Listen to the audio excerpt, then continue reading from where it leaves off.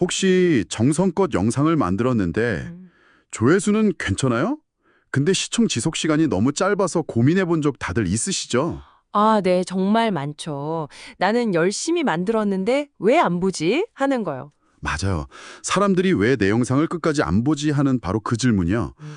오늘 저희가 살펴볼 자료는 바로 그 질문에 대한 아주 실용적인 해답을 담고 있습니다. 네, 스마트폰 영상 전문 강사인 류종판 선생이 동료 강사들을 위해 만든 강의 자료인데요. 네, 시청자를 영상 끝까지 붙잡아두는 편집의 핵심 원리 세 가지를 다루고 있더라고요. 맞습니다. 이 자료의 목표는 아주 명확해요. 바로 시청자의 시선을 놓치지 않는 편집이란 무엇인가, 이걸 알려주는 거거든요. 특히 요즘처럼 쇼츠나 릴스 같은 짧은 영상이 대세인 시대에는 더 중요하겠네요. 그렇죠. 처음 한 3초, 아니 1초 안에 마음을 사로잡지 못하면 그냥 바로 넘겨버리잖아요. 맞아요. 근데 이 자료가 정말 좋은 점은 그냥 이론만 있는 게 아니라 왜 그래야 하는지, 그리고 당장 스마트폰 앱에서 어떻게 적용하는지까지 구체적으로 알려준다는 거예요. 아, 실용적이군요. 특히 시니어와 초보자도 바로 따라할 수 있도록 스마트폰 편집을 기준으로 설명한다고 하니 뭐랄까 전문 기술이 없는 분들한테는 정말 유용한 지침이 될 것 같습니다. 네, 맞습니다. 그럼 그 첫 번째 원리부터 한번 자세히 파헤쳐 보겠습니다. 좋습니다. 자료에 나온 첫 번째 원칙, 제목부터가 아주 강렬해요. 영상의 리모컨은 자막이다. 아, 네. 그 문장 저도 인상 깊었어요. 그러면서 자막은 단순히 읽게 만드는 게 아니라 보이게 만들어야 한다고 강조를 하는데요. 이게 처음엔 무슨 말인가 했어요. 자막은 당연히 읽으라고 놓는 거 아닌가요? 그게 바로 대부분의 영상 초보자들이 하는 생각이죠. 하지만 자료를 보면 요즘 시청자들은 대부분 소리를 끈 상태로 영상을 처음 접한대요. 아, 맞아요. 저도 버스나 지하철에서 소리 없이 볼 때가 많아요. 그렇죠. 사무실에서 몰래 볼 때도 그렇고요. 그때 자막이 없으면 무슨 내용인지 전혀 알 수가 없으니까 3초 안에 이탈할 확률이 아주 높아지는 거죠. 그렇군요. 일단 소리 없이도 무슨 내용인지 파악하게 만드는 게 첫 번째 관문이네요. 네. 그런데 여기서 한 단계 더 나아가는 거예요. 단순히 대사를 전부 받아 적는다고 해결되는 게 아니거든요. 아, 그게 다가 아니다. 네. 모든 글자가 똑같은 모양, 똑같은 크기로 화면에 계속 나오면 시청자의 뇌는 금방 이걸 지루한 텍스트로 인식하고 눈이 다른 곳으로 가버려요. 아, 그래서 보이게 만든다는 건 자막의 시각적인 강약, 그러니까 강하고 약함을 줘서 여기가 중요해요 하고 알려주는 신호등 역할을 하라는 의미예요. 시각적인 신호등이라니 표현이 확 와닿네요. 그럼 그 신호등은 구체적으로 어떻게 켜야 할까요? 자료에서 세 가지 방법을 제시하던데요. 네, 첫 번째가 강조용 자막 포맷을 미리 정해두기였죠. 네, 맞아요. 이게 아주 중요해요. 매번 영상 만들 때마다 이번엔 무슨 색으로 하지? 무슨 폰트로 하지? 고민하면 시간도 오래 걸리고 영상마다 스타일이 달라지잖아요. 아마추어처럼 보일 수도 있고요. 그렇죠. 그래서 자료에서는 자신만의 강조 규칙을 딱 정해두라고 조언해요. 예를 들면 기본 자막은 깔끔한 흰색 폰트로 하고 핵심 단어는 노란색이나 주황색으로 바꾸고 크기를 한 1.5배 키우는 식으로요. 아, 일종의 브랜드 아이덴티티를 만드는 거군요. 구독자들이 제 영상을 볼 때, 저 노란색 글씨가 나오면 중요한 내용이구나 하고 무의식적으로 학습하게 되는 그런 효과가 있겠네요. 정확합니다. 일관성이 신뢰를 만들죠. 그렇군요. 그리고 두 번째 방법은 더 흥미로운데요. 말의 속도에 맞추어 자막 등장시키기예요. 아, 그거 예능 프로그램에서 많이 본 것 같아요. 한 글자씩 타타닥 하고 뜨는 거요. 바로 그 원리입니다. 한 문장을 통째로 짠 하고 보여주는 대신 말이 나오는 속도에 맞춰서 단어들이 하나씩 따라오듯 나타나게 하는 거죠. 네. 자료의 예시처럼 이 영상의 핵심은 이라고 말한 뒤에 잠깐 멈추고 이어서 바로 자막입니다 라는 단어가 강조된 형태로 딱 나타나면 어떨까요? 아, 시청자가 다음 내용을 기대하게 되겠네요. 그렇죠. 수동적으로 정보를 읽는 게 아니라 능동적으로 말의 흐름을 따라오게 만드는 거예요. 호기심을 자극하면서 리듬감까지 주는 장치네요. 이건 정말 간단한 편집만으로도 시도해 볼 수 있겠어요? 네, 충분히 가능하죠. 그런데 마지막 세 번째, 폰트 변화는 핵심에만 사용하기. 이건 좀 조심해야 할 것 같아요. 잘못 쓰면 오히려 화면이 너무 지저분해 보이지 않을까요? 맞아요. 그게 바로 함정이죠. 스마트폰 앱에 예쁜 폰트가 너무 많다 보니까 이것저것 다 쓰고 싶은 유혹에 빠지기 쉽거든요. 네, 저도 그래요. 하지만 자료에서는 단호하게 말해요. 모든 자막을 꾸미는 건 시청자의 눈을 피로하게 만들 뿐이라고요. 정말 중요한 딱 한 단어, 감정을 전달하고 싶은 딱 한 문장에만 포인트로 다른 폰트를 쓰라는 거죠. 예를 들면 송골시체 같은 거요. 네, 그런 감성적인 폰트요. 과유불급. 이 원칙은 자막에도 그대로 적용되는 셈입니다. 그렇군요. 결국 자막은 정보를 전달하는 걸 넘어서 시청자의 시선을 붙잡고 영상의 흐름을 지휘하는 오케스트라의 지휘자 같은 역할이네요. 와, 최고의 비유입니다. 소리 없이 보는 시청자들을 위한 지휘자. 이 세 가지만 잘 지켜도 초반 이탈률은 확실히 줄일 수 있을 겁니다. 자, 그럼 자막으로 시청자의 눈길을 일단 사로잡았다고 해보죠. 그런데 아무리 자막이 현란해도 화면 자체가 계속 멈춰 있으면 그것도 금방 지루해지잖아요. 맞습니다. 여기서 바로 두 번째 원리가 등장하는 것 같네요. 시선이 머무는 지점을 만들어라. 바로 카메라 확대, 즉 줌 효과에 대한 이야기죠. 네, 맞아요. 자료에 따르면 사람의 뇌는 계속 같은 구도의 화면을 한 3초 이상 보면 아, 이건 이미 다 본 화면이라고 인식하고 흥미를 잃어버린대요. 정말 공감 가요. 강의 영상 같은 거 볼 때 강사님이 처음부터 끝까지 똑같은 위치, 똑같은 크기로 나오면 저도 모르게 딴짓을 하게 되더라고요. 인간의 눈은 본능적으로 움직임이 있는 곳을 따라가게 설계되어 있거든요.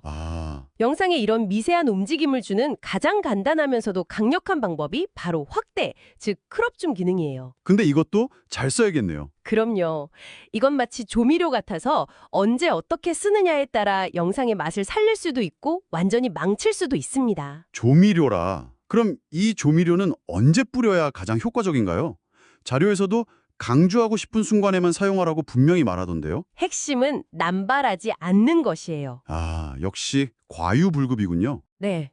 모든 중요한 내용마다 화면을 치웠다 줄였다 하면 시청자는 어지러워요. 피로해지고요. 진짜 중요한 순간의 임팩트도 사라지죠. 자료에서는 정말 결정적인 한 방에 쓰라고 조언합니다. 예를 들면 어떤 순간일까요? 무언가를 설명하다가 오늘 내용의 핵심은 바로 이겁니다 라고 말하는 그 순간 화면을 살짝 확대해서 말하는 사람의 눈빛에 집중시키는 거죠. 특정 손짓이나 물건에 시선을 집중시켜야 할 때도 좋겠네요. 바로 그거죠. 시청자에게 자, 지금부터 하는 말은 시험에 나옵니다 하고 신호를 주는 거예요. 그렇군요. 그런데 그 확대하는 방식도 중요하다고 들었어요. 갑자기 화면이 훅 커지면 깜짝 놀랄 것 같은데요. 바로 그 점입니다. 갑작스러운 변화는 시청자를 놀라게 하고 영상의 흐름을 깨트려요. 그래서 자료에서는 0.3초에서 0.5초라는 아주 구체적인 시간까지 제시하면서 그 시간 동안 부드럽게 확대되어야 한다고 설명해요.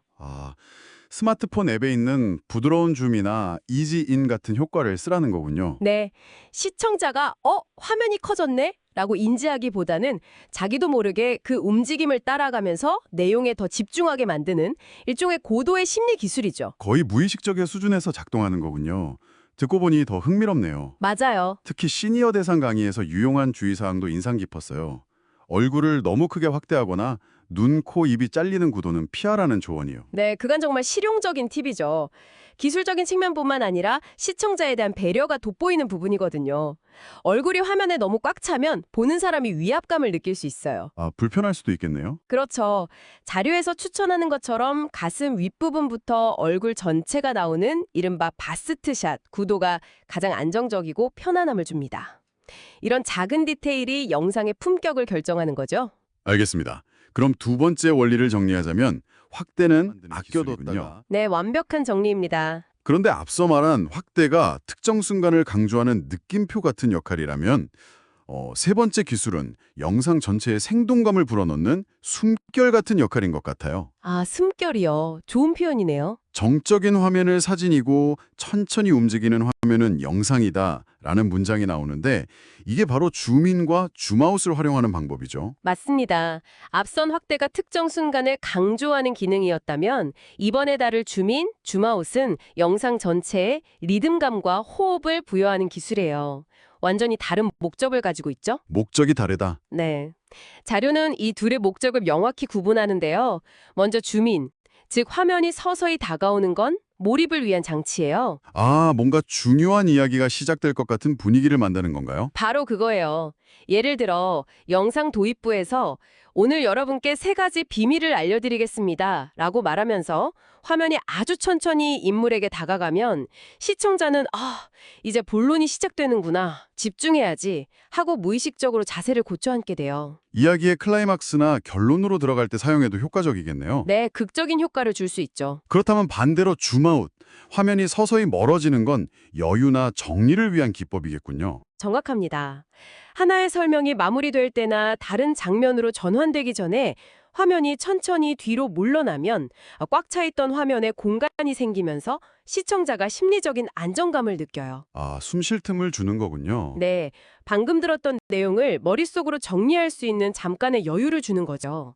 영상이 답답해 보이지 않고 훨씬 세련된 느낌을 주게 되고요. 그런데 여기서도 핵심은 역시 속도일 것 같아요. 광고처럼 빠르게 줌인, 줌아웃을 하면 정신만 사나울 것 같은데요. 그게 바로 초보자들이 가장 많이 하는 실수예요. 효과를 주고 싶다는 마음에 너무 빠르고 현란하게 움직이죠. 네네. 하지만 자료에서는 그 반대를 강조해요. 5초에서 7초에 걸쳐 아주 느리게.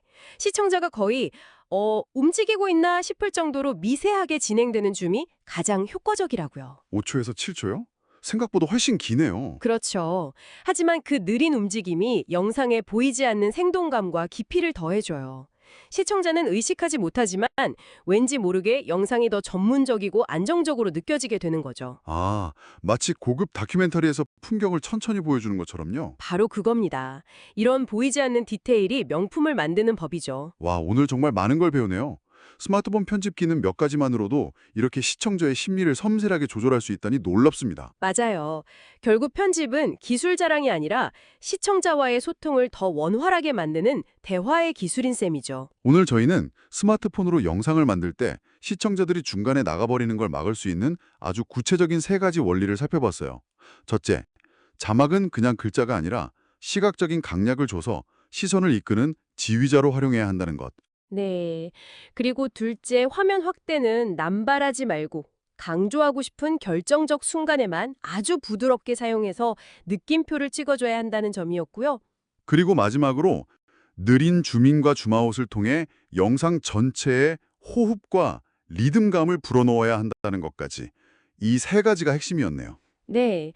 이 모든 원칙의 바탕에는 결국 시청자는 어떻게 생각하고 반응하는가에 대한 깊은 이해가 깔려 있어요. 맞아요. 복잡한 기술이 아니라 스마트폰 앱의 간단한 기능만으로도 시청자의 몰입감을 극대화할 수 있다는 점이 이 자료의 가장 큰 가치라고 생각합니다. 네. 오늘 살펴본 내용이 여러분께서 다음 영상을 만드실 때 작지만 아주 큰 차이를 만드는 데 도움이 되기를 바랍니다.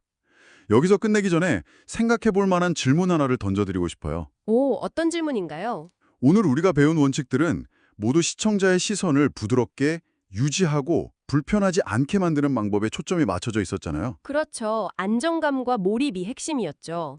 그렇다면 반대로 여러분의 영상에서 정말 절대 놓쳐서는 안 될 단 하나의 순간을 만들기 위해 이 모든 규칙을 일부러 깨야 한다면 어떨까요? 아, 규칙을 깨는 규칙이라. 네, 예를 들어 아주 거칠고 빠른 줌인이나 일부러 화면을 흔드는 효과처럼요. 때로는 정해진 규칙을 아는 것보다 그 규칙을 언제 어떻게 깰 것인가를 아는 것이 진짜 고수가 되는 길이 아닐까요?